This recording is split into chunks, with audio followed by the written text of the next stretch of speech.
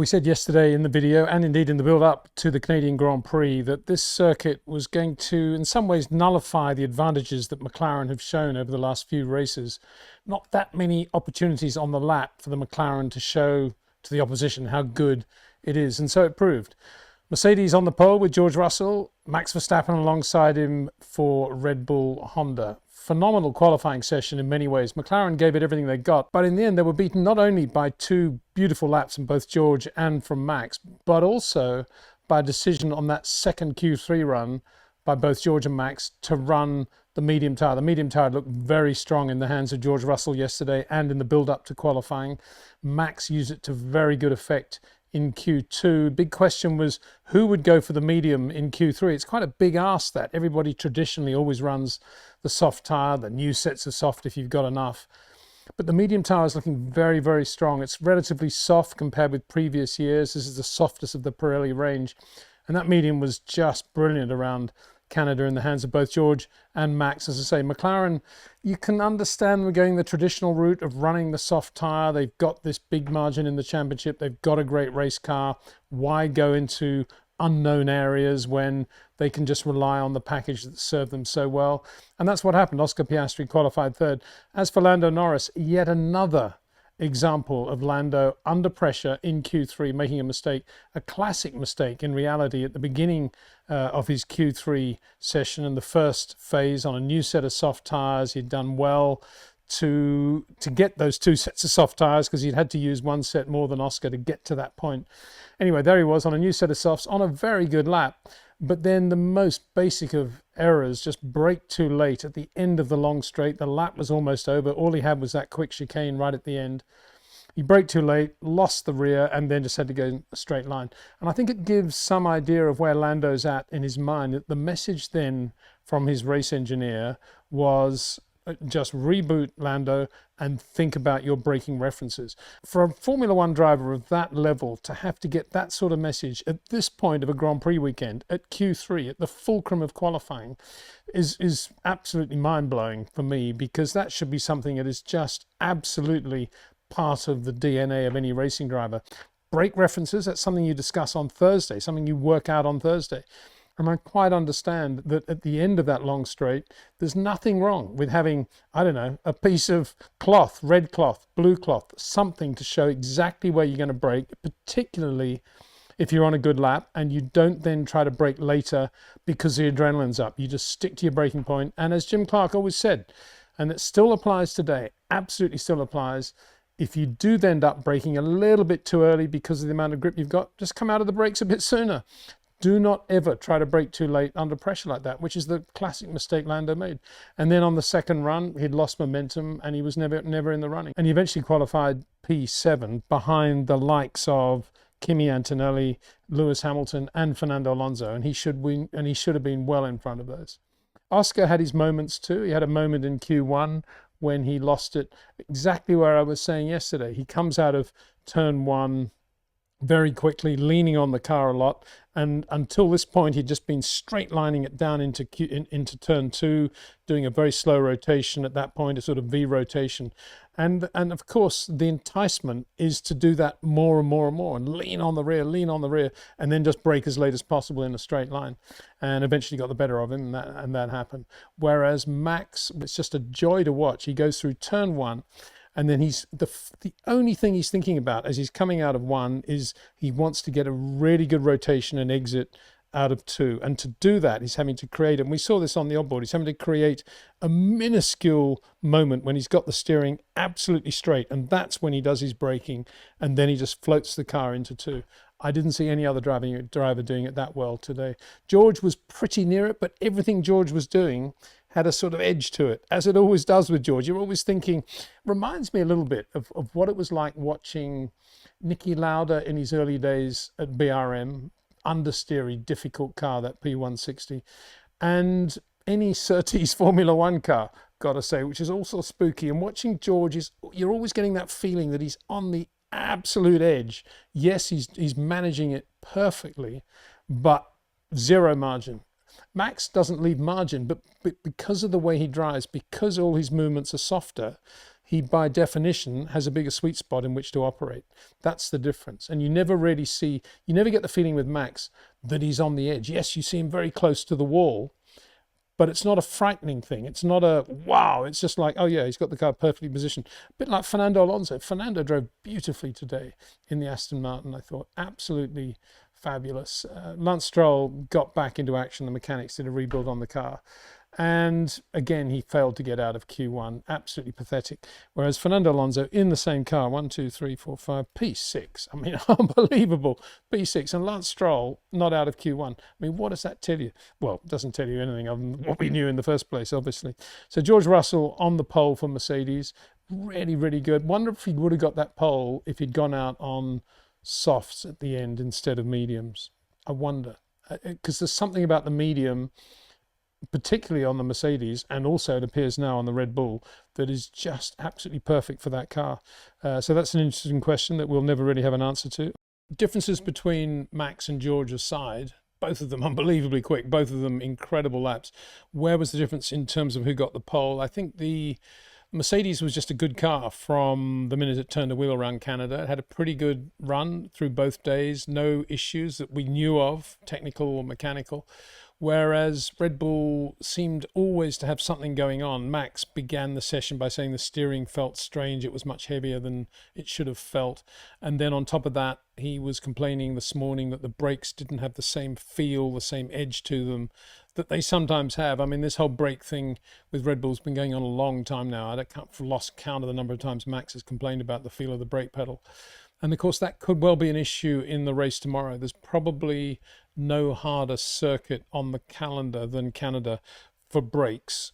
Normally, if everything's working and they got all the temperatures right and the drums are doing their job, no issues. But if anything is slightly off, Canada is the circuit that's going to penalise you. So it'll be interesting to see how the Red Bull goes tomorrow. If he's behind George, I suspect Max will have some brake issues. And of course, that leads to the question of the difference between the brake systems on the two cars. So far as I know, and the teams try to keep it really secret now, but as far as I know, the Mercedes is running carbon industry basically, and the Red Bull Brembo as they normally do. Oscar Piastri P3, very solid P3, and what a result for him on a weekend where, as I say, the opposition was going to come much nearer to McLaren, and Oscar could be going into Canada thinking, well, if I come out of here finishing P2, maybe even P3, that'll be a good weekend. And guess what? His teammate, the guy's got to beat in the championship, and who he's leading, obviously, way behind him. So great qualifying performance for Oscar Piastri, and very, very good job. And then Kimi Antonells, also on the medium tyre, both Mercedes drivers, but he was on a used set of mediums and he qualified P4. That was a great lap by Antonells, and it was the difference. He's got softer edges than George Russell. He's not, as I keep saying, he's on very, very fast bits of road where there's a little bit of risk involved. Antonells is not there yet. That is the difference between George and Antonells. But when it comes to finesse and touch, particularly going into slow corners, Antonells definitely has it over George right now, in my opinion. Lewis Hamilton ended up the quicker of the two Ferrari drivers.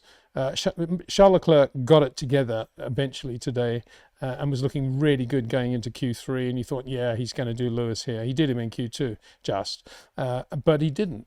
And he had a big moment at the second chicane, blaming on the radio afterwards Isaac Hadjar, who did a great job to get the Racing Bull again into Q3. Blaming him for being there, and the dirty air meant that he lost downforce going into the second chicane, and then he had a big moment. But you know, when Max was on his quick lap, he had to pass 3 cars. And so I don't buy that from Charles Leclerc. I think that was just a mistake of, yeah, of course he was slightly offline, and of course he was slightly discombobulated by having to go past the slower car. But he shouldn't have had the moment that he had. He lost it going in, then he had another big moment coming out of the chicane, and as a result, he qualified only P8. So good for Lewis Hamilton. As predicted in the live stream, this was always going to be a good weekend for Lewis relative to Charles, because again, you know, this is the circuit where, in the same way that there aren't enough corners here for McLaren, interesting, great corners for McLaren to show how good it is compared with a Mercedes, a Red Bull, or a Ferrari. In the same way, there aren't enough Charles Leclerc corners here to trouble Lewis Hamilton. So Lewis did just a good workmanlike job. In a way, you'd like to have seen him ahead of Kimi Antonells, but anyway, he won't be complaining about that. Fernando Alonso, as I say, beat the drum in many ways for the medium tyre. He was on the medium. George ran it a lot yesterday and was quick on it, but Fernando was on the medium a lot in FP3 and showed everybody how quick it was. And as a result of that, really, that's why I think Max was on the medium. Obviously George as well, but when you see Alonso going that well on the medium too, you think, yeah, we got to look at that. Lando Norris, Charles Leclerc, Isaac Hadjar, and Alex Albon. P10, good job by Alex Albon. Frightening moment for everybody outside. Not for Alex necessarily, he just felt the back end go in Q1 when half the rear bodywork, the engine cover bodywork, just blew off the car going into what appeared to be the second chicane. Big moment for Alex Albon. Debris everywhere, brought out the red. I feel quite sorry for the mechanics because the first thing they would think is, was there a fastening issue? We heard on the radio it was something like it just ballooned off or something like that. So it sounds like it was aero. But after a moment like that, a good recovery job by Williams to get the car out again, and also for Alex to go out and just do the job and get into Q3 and then to qualify P10, admittedly, but very good job by them to recover from that. Whereas Carlos Sainz didn't. Carlos Sainz came in obviously in the red, and then in that last, there was about 5 minutes to go after the red, and he had a horrendous traffic drama, which he was shouting and screaming about. And you felt sorry for him, absolutely. But nonetheless, Alex got the lap in and Carlos didn't. A lot of traffic everywhere. So there was a lot of traffic for everyone. That's about all you can say on this circuit. It's just a constant flow of traffic all the time. And there was a bit of a mini race all the time to see who could get out of the pit lane first at the beginning of these 3 phases of qualifying. McLaren obviously in prime position because their garage is right at the front of the pit lane, which should be good news for them tomorrow in the race as well.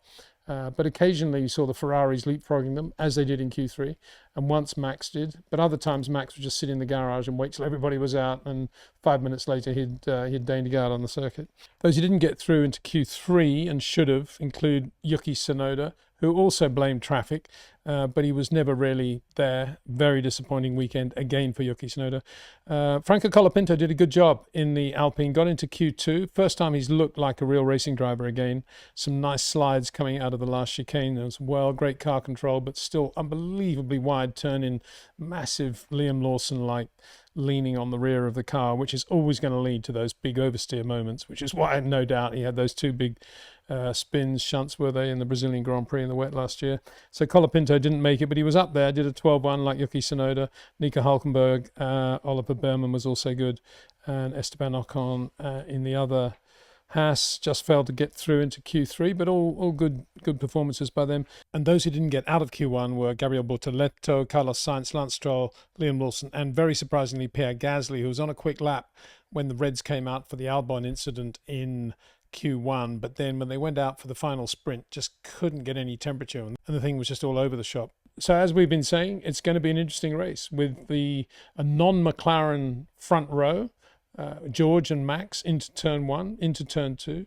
It'll be interesting to see how they go with tyre wear as well and tyre management. Obviously, whoever's in front is going to be is going to have an advantage in terms of tyre management, and that most likely will be George, I imagine. I can't see him making a slow start, but equally it's a relatively short run from the start-finish line down to the turn-in point of turn 1, and Max is going to be on the inside there. So if George has any sort of wheel spin drama, it's going to be Max Verstappen in front. Anyway, big thanks to Jetcraft, to OEM Exclusive, to Track Ninja, and of course to REC Watches. And as I said yesterday, this is your chance for 48 hours. The watch is ticking as I speak to put in a pre-order at the best possible discount price for a soon-to-be-released limited edition DNA watch based on the Porsche 956 that finished second at Le Mans in 1985 in the hands of Jonathan Palmer, James Weaver, and Richard Lloyd. Brilliant car, engineered by GTI Engineering, Richard Lloyd's company at the time. Porsche had gone from the original aluminium monocoque to a honeycomb monocoque, but in addition, Richard Lloyd hired Nigel Stroud, one of the top Lotus engineers. You remember he was the engineer on Nigel Mansell's car when Nigel was testing at Silverstone in 1980. and was quicker than, well, just right there with Elio. And it was a result of that test with Nigel Stroud that Nigel then got his break in Formula One, his first race. Anyway, Nigel Stroud was then hired by Richard Lloyd to develop the 956, and he did that really well with rising rate front suspension, modified the brakes and some aero parts as well. And that car in '84 won the Brands Hatch 1,000 kilometers in the hands of Jonathan Palmer and Jan Lammers, and then finished second at Le Mans in '85. And it's repurposed brake components from that exact car, chassis number 106B, that form the sundial of this new limited edition DNA REC watch. All the details of how you can order it are in the description below this video, but don't forget, it's a very short period where you can get this amazing discount on the watch. I think I'll be ordering one, that is for sure. So big thanks to our partners, to you the viewer for watching, and we look forward to what no doubt will be a spectacular Canadian Grand Prix tomorrow.